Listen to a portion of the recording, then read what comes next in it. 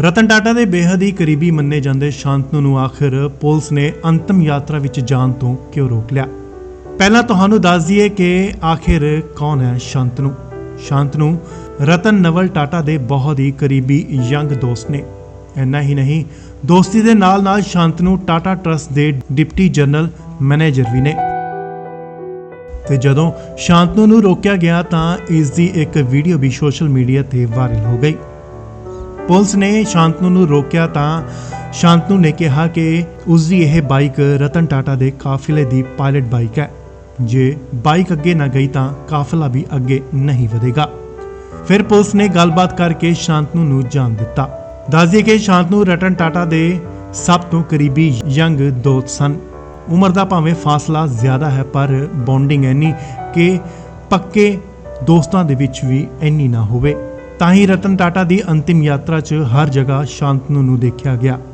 ਇਹ ਦੋਸਤੀ ਕਦੋਂ ਤੇ ਕਿਵੇਂ ਹੋਈ, ਆਓ ਤੁਹਾਨੂੰ ਦੱਸ ਦਈਏ। ਦਰਅਸਲ ਦੋਵਾਂ ਨੂੰ ਕੁੱਤਿਆਂ ਦੇ ਨਾਲ ਬਹੁਤ ਹੀ ਲਗਾਵ ਸੀ। ਸ਼ਾਂਤਨੂ ਨੇ ਵਿਦੇਸ਼ ਪੜ੍ਹਾਈ ਪੂਰੀ ਕਰਨ ਤੋਂ ਬਾਅਦ ਦੇਸ਼ ਪਰਤ ਕੇ ਟਾਟਾ ਐਲੈਕਸੀ 'ਚ ਬਤੌਰ ਆਟੋਮੋਬਾਈਲ ਡਿਜ਼ਾਈਨ ਇੰਜੀਨੀਅਰ ਜੁਆਇਨ ਕੀਤਾ।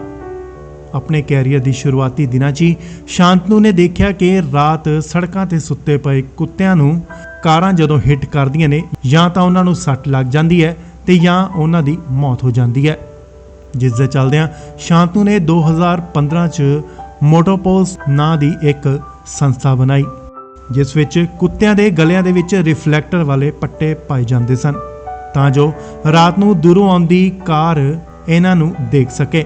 ਜਦੋਂ ਇਹ ਕਾਫੀ ਸਫਲ ਹੋਇਆ ਤਾਂ ਟਾਟਾ ਸਮੂਹ ਨੇ ਇੱਕ ਨਿਊਜ਼ਲੈਟਰ ਦੇ ਵਿੱਚ ਇਸ ਬਾਬਤ ਇੱਕ ਆਰਟੀਕਲ ਛਾਪਿਆ ਅਤੇ ਫਿਰ ਸ਼ਾਂਤਨੂ ਨੇ ਸਿੱਧੇ ਰਤਨ ਟਾਟਾ ਨੂੰ ਚਿੱਠੀ ਲਿਖ ਦਿੱਤੀ, ਜਿਸ ਵਿੱਚ ਸੰਸਥਾ ਦੀ ਫੰਡਿੰਗ ਦੀ ਮੰਗ ਕੀਤੀ ਗਈ।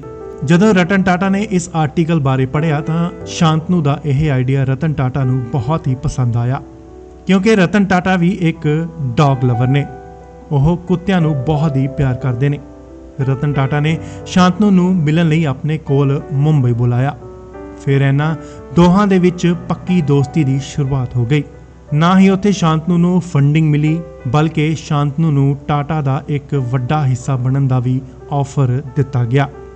ਇਸ ਤੋਂ ਬਾਅਦ ਰਤਨ ਟਾਟਾ ਅਤੇ ਸ਼ਾਂਤਨੂ ਨੂੰ ਅਕਸਰ ਹੀ ਕਈ ਵੀਡੀਓਜ਼ ਦੇ ਵਿੱਚ ਦੇਖਿਆ ਗਿਆ ਅਤੇ ਇਹਨਾਂ ਦੀ ਦੋਸਤੀ ਦੀ ਲੋਕਾਂ ਨੇ ਵੀ ਬਹੁਤ ਸ਼ਲਾਘਾ ਕੀਤੀ।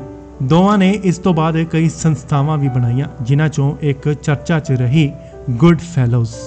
ਆਖਰੀ ਵਾਰ ਸ਼ਾਂਤਨੂ ਨੇ ਆਪਣੇ ਦੋਸਤ ਰਤਨ ਟਾਟਾ ਨੂੰ ਸ਼ਰਧਾਂਜਲੀ ਦਿੰਦੇ ਹੋਏ ਇੱਕ ਪੋਸਟ ਸਾਂਝੀ ਕੀਤੀ, ਜਿਸ 'ਚ ਲਿਖਿਆ ਸੀ, The hole that this friendship has now left with me, I will spend the rest of my life trying to fill.